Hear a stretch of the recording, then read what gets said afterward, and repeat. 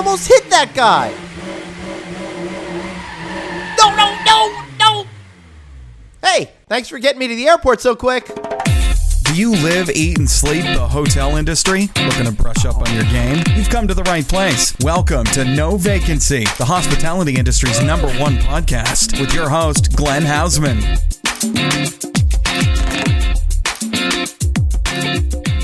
Hey everybody, and welcome back to No Vacancy. I'm so excited to have you here today, but I seem to be excited pretty much every week. I just can't believe that I'm being heard on a weekly basis, getting my message out there, and people are actually downloading the show and listening in great numbers. So thanks for that. I'm tired this week, and I happen to be alone here in the studio. I don't have an actual person for the first half of this show, but that's all right. I won't keep you too long, and we'll get on to the interview in the second half of the show. But I got to say, I am tired. It's been a long week, and we're getting ready to head into conference season, but more on that in a minute. First, a shameless plug. Make sure you read my columns twice a week in hotelmanagement.net or follow me on Twitter at TravelingGlenn. And you'll get lots of notifications on when these shows are posted. So I have a lot of fun writing great stuff for them, and the articles are getting a lot of good traction, and we're having super conversations around them, and I'd love for you all to participate. That's why you should have my Twitter handle. That's why you should read those articles. Be sure to like us on iTunes, please. Because seriously, if you don't, I am going to corner you and force you to look at photos of every meal I've eaten in the past month. You do not want to sit through that. It is not a pretty sight. My plating technique is horrible, and quite frankly, you're going to get bored looking at the same pictures of overdone eggs every single morning.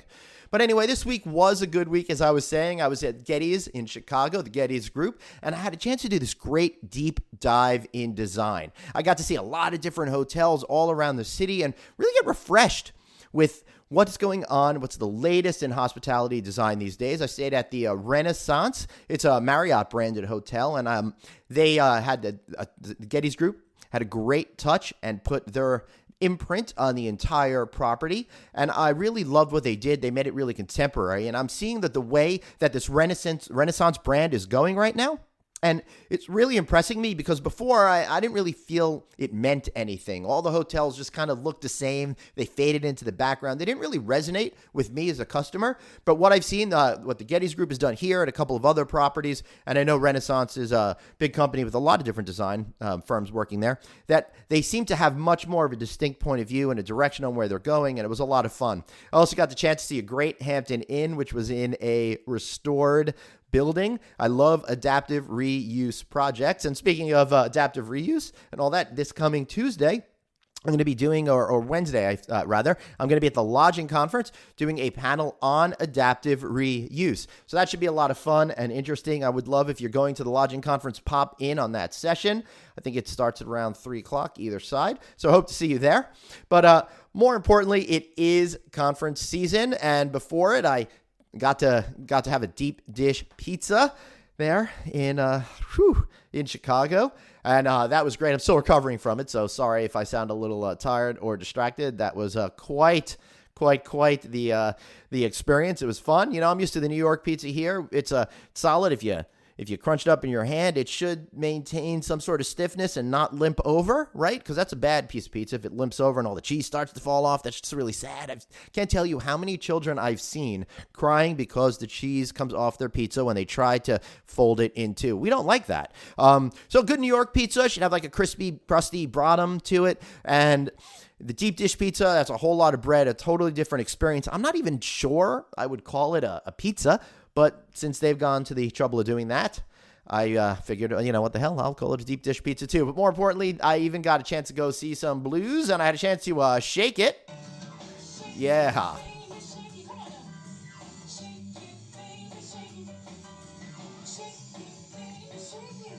So that was my experience at Blues in Chicago. I think I stayed a little bit longer than that, but I had a good time. I shook it, baby, shook it. Had fun and flew back on the Delta shuttle here to New York.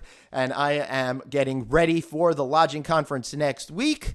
But it's conference season, and that means I've got a 3-month stretch of being on airplanes and running around. And I know there's a lot of you out there that are excited about this conference season, but are dreading the travel from city to city to city. And I know I'm looking forward to seeing all of my road friends around the country as I go. And that's the funny thing about conference season and being on the road so much is I've got good friends at home, but I've got really good friends on the road as well, and I see those people a lot more frequently than I do the folks that live here in the same region that I do. And I always think that's a pretty funny thing. Our regular guest, Bruce Ford, I see him a lot more frequently than other people. There are times I see him 10, 12 times a year. Our producer, Jeff Polly, I'm running into events all the time, all over the road. Be sure to check out Endpoint Multimedia. And I will say that it's just so much fun catching up with people on the road and building these relationships. And the dynamic between us is a little bit different because we're all free from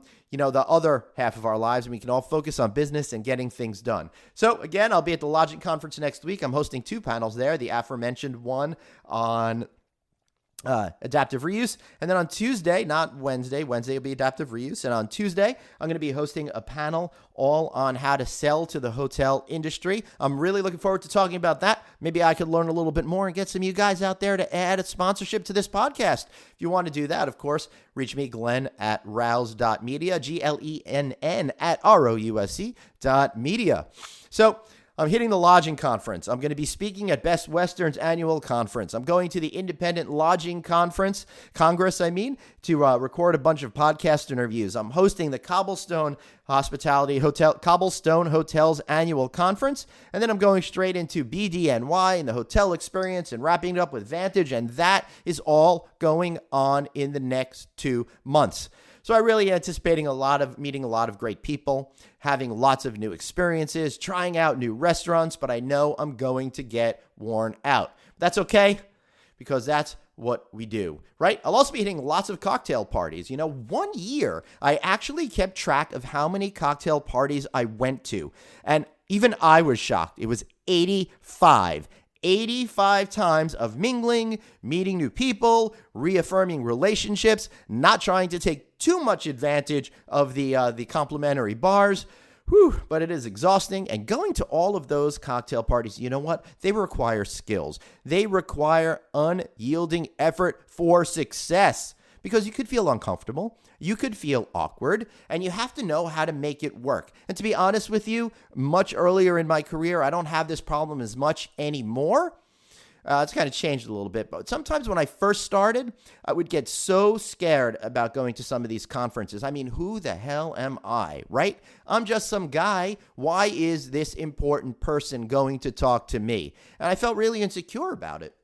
And sometimes I would go to these events and I would hate it. I would rue every single minute. I didn't know how to approach people. I didn't know how to get into a conversation with people. I didn't even know how to make them feel good about themselves so you can connect better with them. There were even some times when I would walk into the conference room and I would start to sweat and I would have such a panic attack that I would turn and walk away. That's right. I wouldn't even get into there.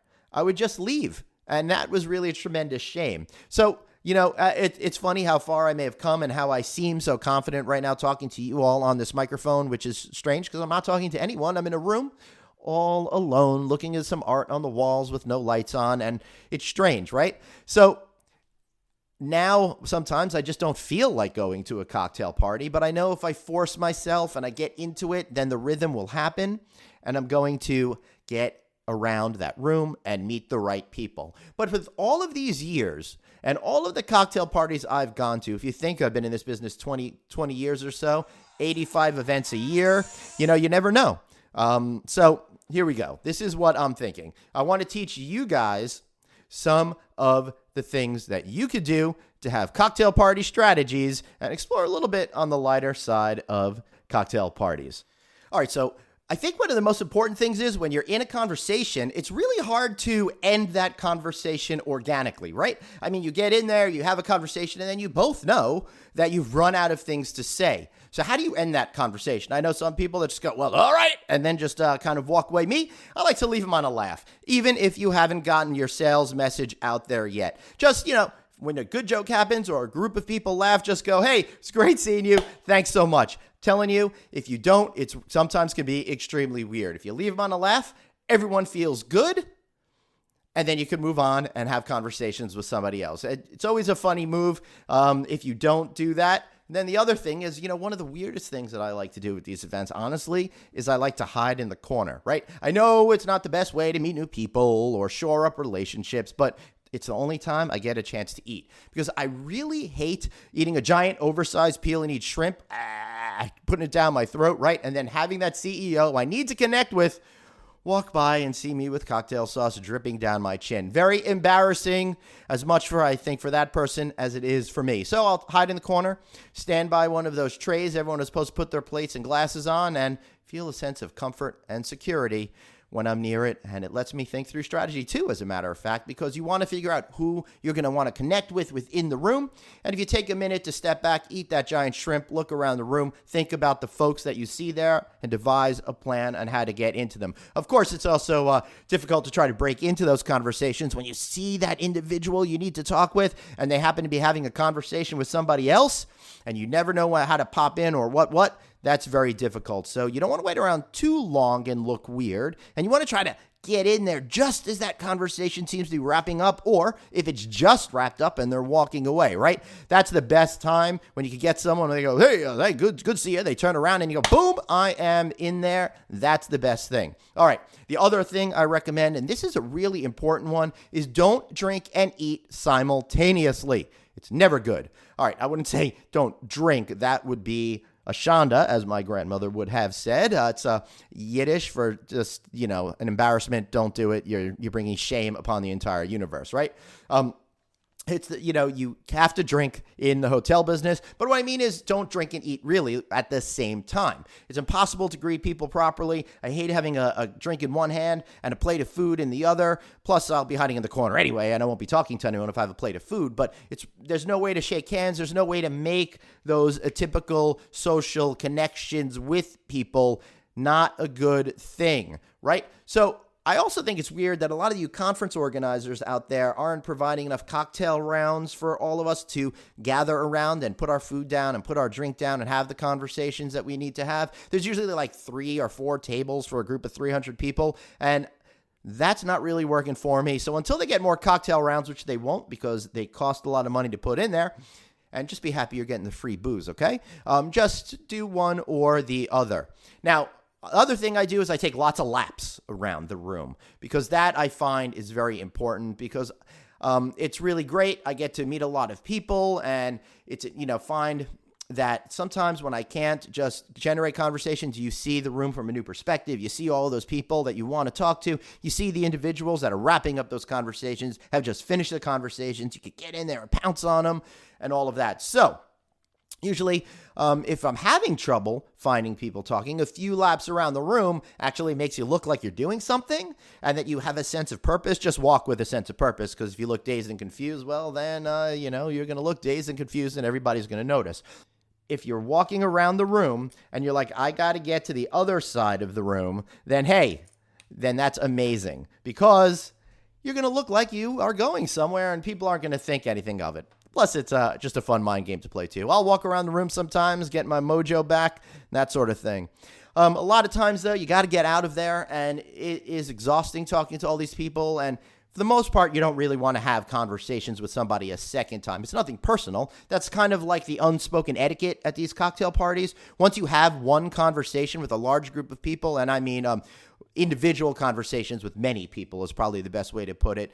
Depending on your relationship, chances are that's the only interaction that you need to have with them the entire event. So you don't need to say goodbye to them during that thing. And for the most part, you don't really even need to do anything more than the hey, I acknowledge you wave as walking by for the rest of the conference. I'm good with that. I'm comfortable with that. It's a good efficiency for people. Hey, we already know we like each other. We got business to do. Let's just acknowledge each other. Hey, and move on. I'm a big fan of ghosting from everywhere. You said your hellos. You got your goal accomplished. You ate some of those shrimp. You clean the cocktail sauce off your face. So just walk out, and again, with purpose. You're not just going home. You're going out to a meeting, and you have places to be, even if you are just going back to your room to go to sleep. And you know what? Nobody likes goodbyes anyway. They kind of stink. So listen, I'm curious as to know what you're thinking about in terms of cocktail parties, in terms of what your strategies are to get through conferences in general. I'm going to be writing a series of articles on that upcoming, and I'd love for you to pitch in and send me an email to Glenn, Glenn, at rouse.media. That's ROUSE.media. So I want to thank you guys for listening. Now, right after this break, we're going to be speaking with the Vice President, Brand Performance and Support. Wait. I'm going to say that one more time because I screwed it up. We are going to be speaking with Rick Colling, the Vice President of Brand Performance Support for the All Suites category with Hilton Worldwide. I'm really looking forward to that conversation. And I'll tell you what, it's a good one. You're going to learn all about how that side of the business works and how it supports great customer interactions. So tune into that. And again, like me on iTunes. I don't know how many times I have to say this. Let's get those 5-star things going. I want to get out there more, and I know the more people that are going to give us a 5-star rating, the more we'll get the word out, and the more we'll be able to have great conversations here. So thanks, guys, for listening, and stay tuned for a great interview. Have a question for your host, Glenn? Tweet him now at Traveling Glenn. No Vacancy, the hospitality industry's #1 podcast. We'll be right back.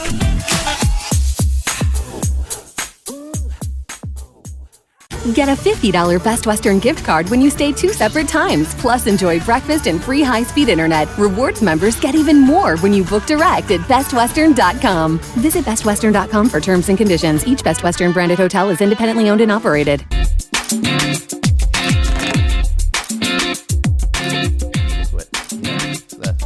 kind of the way it works. Just kind of rolling into things. I'm thinking about how I travel a lot, and I was in Chicago just yesterday and the day before as I'm recording this interview.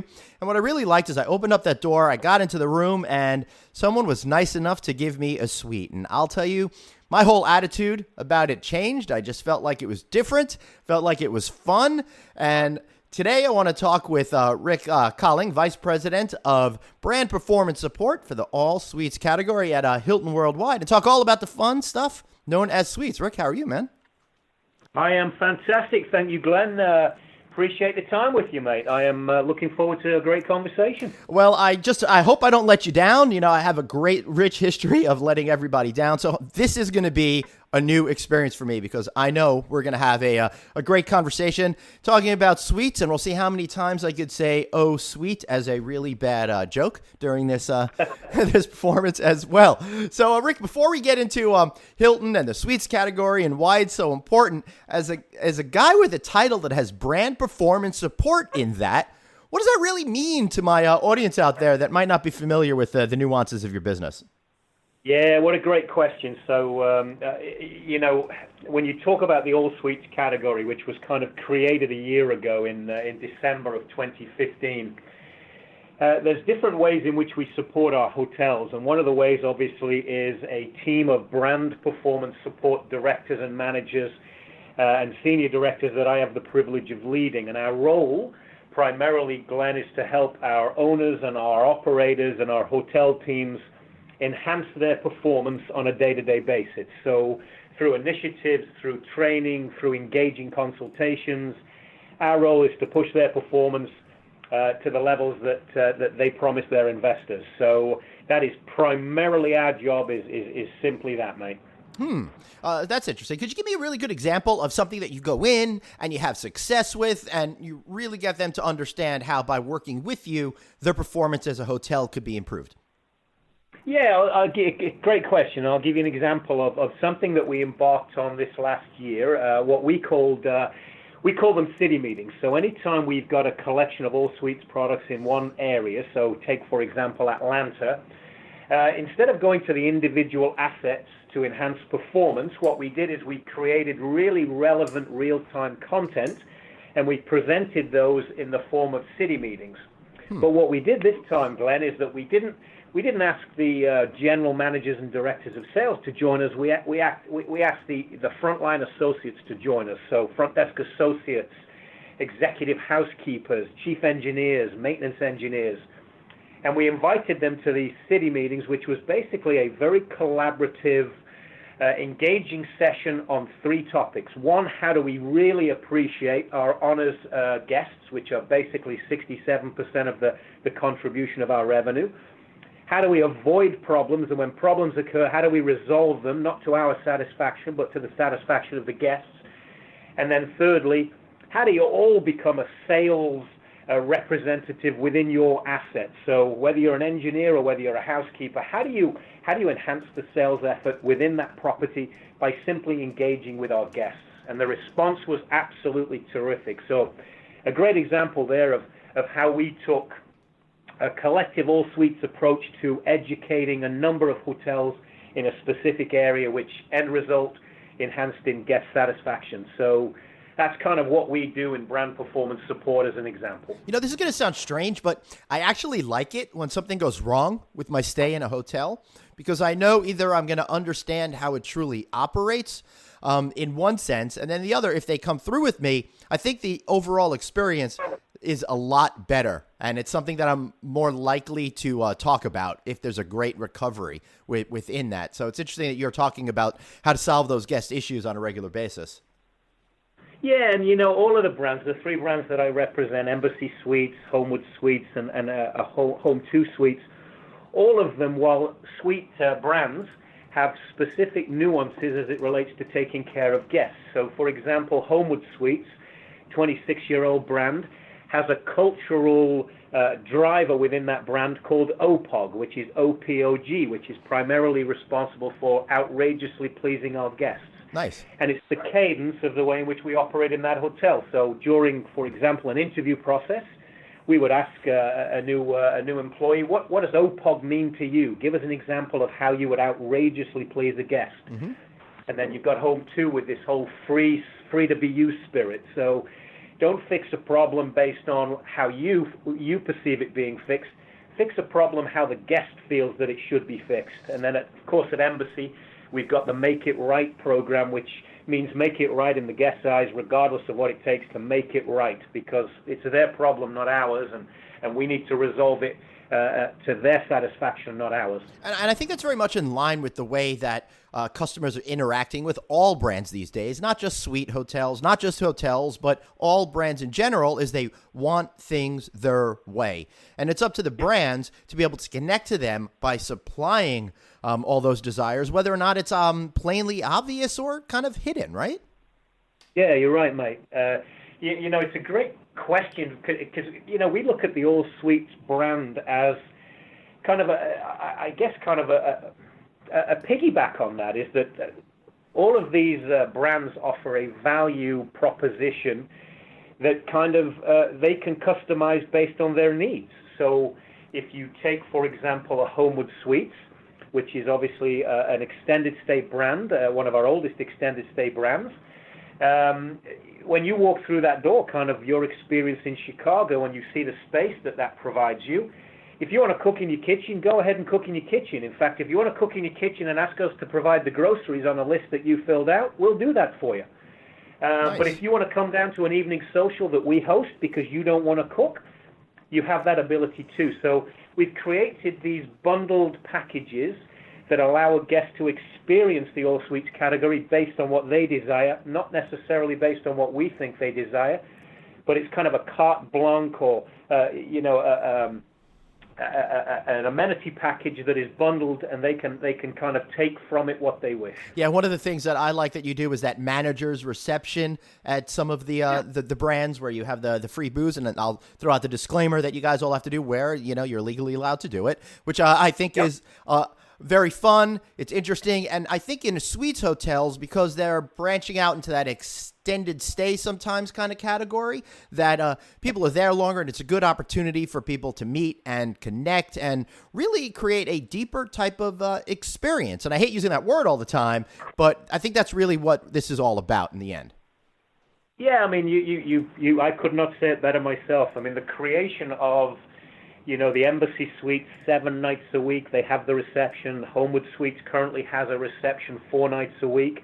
Home 2 Suites, while it doesn't have a reception in the evening, has a breakfast, obviously 7 mornings a week. But we try to create these connection points with the All Suites brands for no other reason than what we don't want to have happen, Glenn, is we don't want you to check into one of our hotels for an extended period of time, and the only time we interact with you is when you check in or when you check out.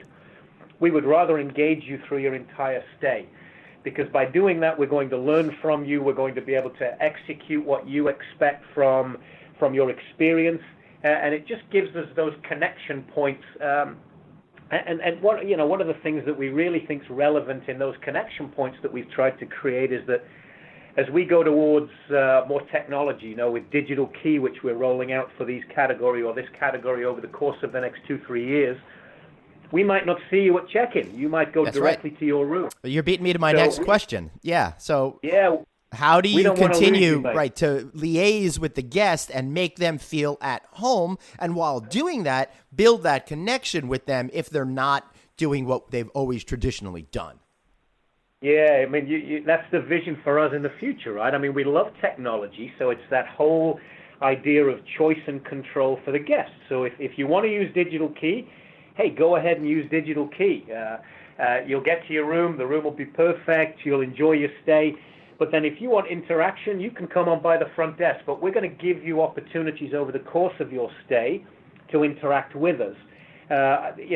One of the programs that we do with Homewood Suites, and we've done it across the category now, is something called the Extended Stay Touch program, meaning that if you come check in with us, we have a dedicated program that allows us to connect with you over the course of your stay. So, for example, on night 2, you might get a personal call or a knock on your door from the general manager simply to shake your hand and say, hey, Glenn, glad you're here for 14 nights. My name's Rick. I'm the GM. Don't hesitate to connect with me if there's anything that you need. Terrific. Maybe on night 5, you get a basket of goodies from the executive housekeeper that says, hey, Glenn, noticed as we were cleaning your room, you like Diet Coke. Hey, we put an extra 6-pack of Diet Coke in your room. Nice. So just so you know, Rick, I like stacks of hundreds, just in case you need to know that. But yeah, we don't want to lose you, mate. You check in for a long period of time with us. We want to make sure that we're enhancing your stay as we go, and we try to get those touch points. Right, and Rick, you're preaching to the choir here, because I really get what you're talking about, and I love the idea of connecting better with the guests through enhanced personalization, and by taking the cues from what the guests are already doing and then providing it on top of that, I think that's great. But how do you make sure that it's not just actionable on that exact stay, but when they're staying at an Embassy Suites in 2 weeks in another city, they have that same sort of continuity with the brand? Yeah, great. We love to profile our guests, and we have the ability within our systems to enter your nuances. So, for example, Glenn, if you like Snickers bars and Diet Cokes, you want to be on a high floor away from the elevator, your profile will call that out.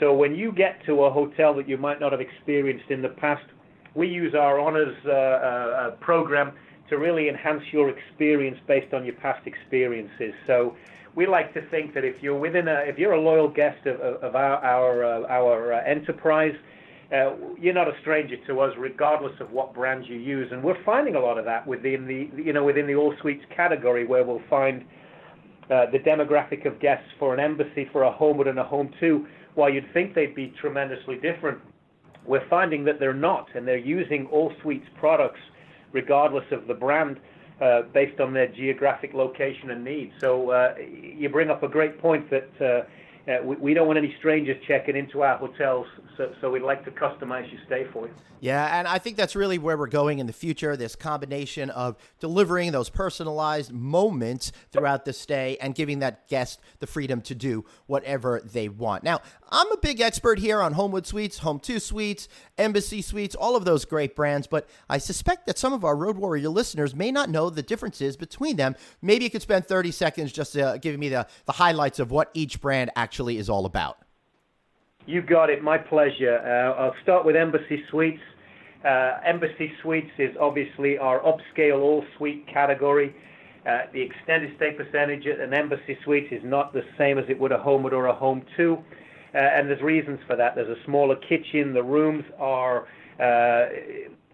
spacious, so it's always a 2-room suite, so you've got the privacy Embassy Pillars are known for that complimentary cook-to-order breakfast that we provide every guest 7 mornings a week, whether it be a cook-to-order omelet or whether it be, bacon and eggs and fresh pancakes. All of that's included within Embassy Suites. And then, of course, one of the big pillars of the brand is that we have that connection in the evening with the evening manager's reception. Yes, so, absolutely. I love the Embassy Suites brand. I especially like those omelets that you make in the morning. It gives the free waffles that you get at a lot of select serve hotels run for their money. Yeah. And for the listeners out there, I want to say that next week, although you won't hear it next week, I'll be recording an interview with the Embassy Suites' brand leader, Alan Roberts. So we're going to get more into the nuances of that particular brand. So what about Home 2 Suites and Homewood Suites? Hey, Home 2 Suites is the newest of our brands. It started its journey, its evolution about 5 years ago in Fayetteville, North Carolina. We have over 100 of them now, so the pipeline is absolutely amazing. But the brand itself, as it relates to a customer proposition, I think it's best described as it's everything that you need when you're staying for an extended period of time, but nothing more. Yep. So think of it in terms of I like to think of Home 2 Suites as the coolest room that I would have loved to have when I was in college. It has a working wall that has a full kitchen, great entertainment system. It's got storage available, fantastic beds with microfiber sheets. The sustainability message at Home 2 is brilliant. They give you a fantastic breakfast in the morning. But it's everything that you need. And I think one of the nuances of Home 2 that separates it from the other brands is it's got something called the Spin 2 cycle. So if you like to work out, which I do, I don't like to do laundry, but should I want to do my laundry, I can do my laundry while I'm working out at the same time. It's in the same complex.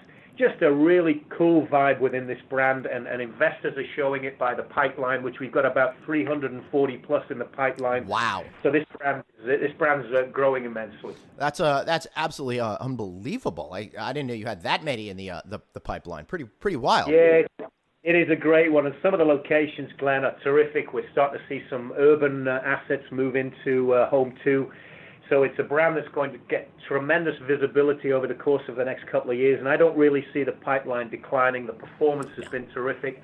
Guest satisfaction, I think it leads loyalty. In the 13 brands that we have within our enterprise, Home 2 leads the loyalty scores of all 13. So yeah, a great little brand with a great service culture. Yeah, and I think that the brand, while still, I think, getting to 100 pretty quickly, was probably slowed by the waning Great Recession days. So it took a little time to get going. But it sounds like now, boom, you've got a lot of development happening in the pipeline for this particular brand. Yeah, we'll open 100 of them next year, and we can't wait. We've got the process down as it relates to ramping those things up pretty proficiently. It's a great build and a really terrific asset. I don't mean to get distracted here, but how do you open 2 a week throughout the year, where I guess some will have none, but some can have 5 in a week? That's pretty insane onboarding that you have to go through. Yeah, it's we do it very well too, if you don't mind me saying. We've got a dedicated team, so from an investor-owner standpoint, one of the appealing factors about Home 2 is that we have dedicated specialists as it relates to pre-opening, opening, and then post-opening performance. So we have 4 directors, a senior director, and 4 managers that are doing nothing but opening hotels. And I think the reason we've been successful there is that that's their sole responsibility. They are specialists at that discipline. And, because of the work they do, it's become a great model of how you ramp up an asset, which obviously in the eyes of investors has become, rather appealing. So I think the dedication of specialists to that discipline has really moved the numbers. And Homewood Suites, one of my favorite brands. I'm always a sucker for it. A few times I've stayed at one in Phoenix in recent years, although I've had a number of great Homewood Suites experiences. How's that differ from the other 2? Yeah, Home 2 is that moderately priced extended stay brand. You've got Embassy on the other end, which is that obviously upscale extended stay to some degree suites product. And then you've got smack bang in the middle of those, you've got Homewood Suites, which is an upscale extended stay product. Full suites.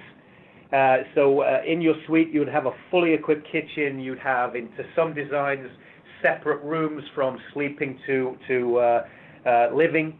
All the amenities, very upscale fixtures. Just a terrific brand.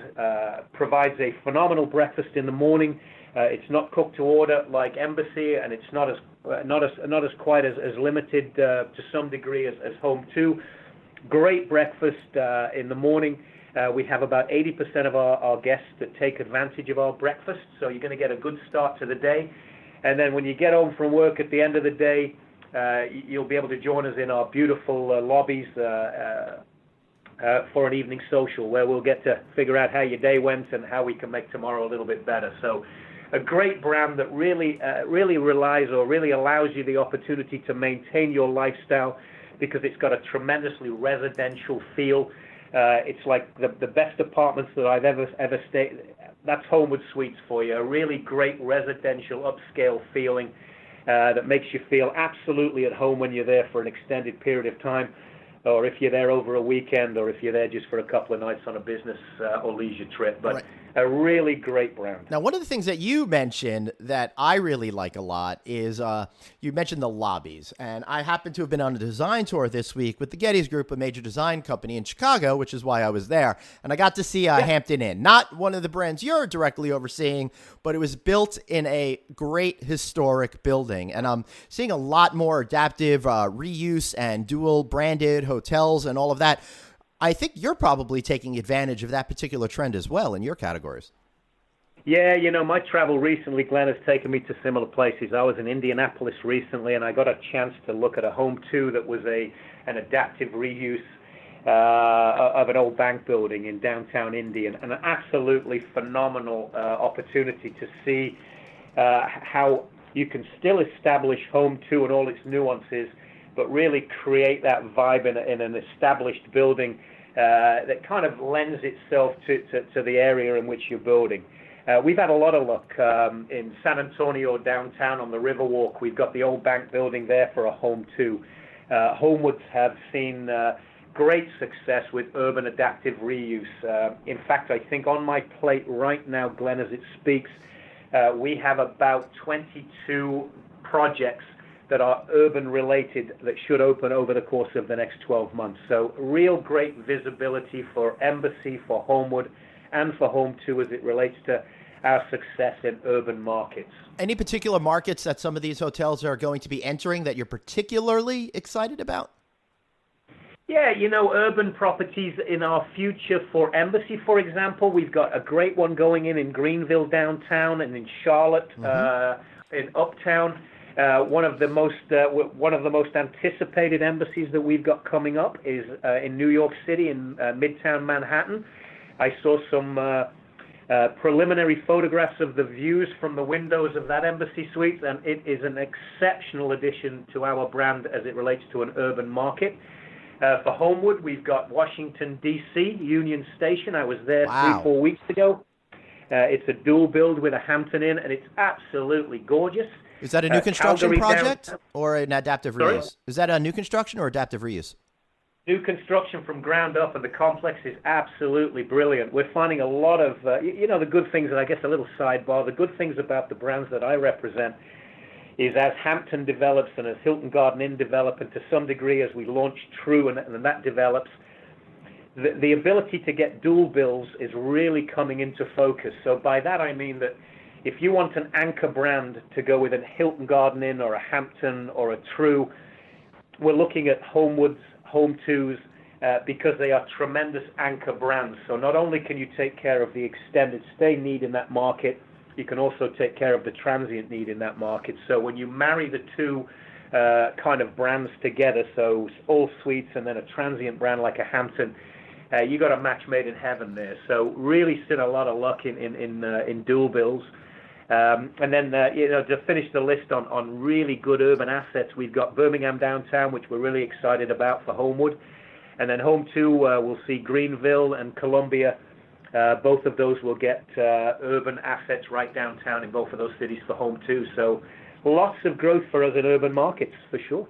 Excellent. Absolutely think that's terrific. And I'm thinking maybe if you guys could open an Embassy Suites here in my house, I'll actually get a warm breakfast every morning. So if you could maybe tell Alan to go ahead and talk to me about that next week, that'd be great. Yeah, I was going to say, I'll put that on Alan's list of to-dos for his conversation with you next week. Yeah, smart for you to avoid that mess of letting me down gently. But until then, I'm going to just fantasize about how that's going to work. Anyway, the last thing I really want to talk to you is about why you think this extended stay segment has really started to explode over the last 5 or 7 years. It seemed like it was there for like 15 years or so, quietly lurking below the surface, but now, boom, it seems to be everywhere.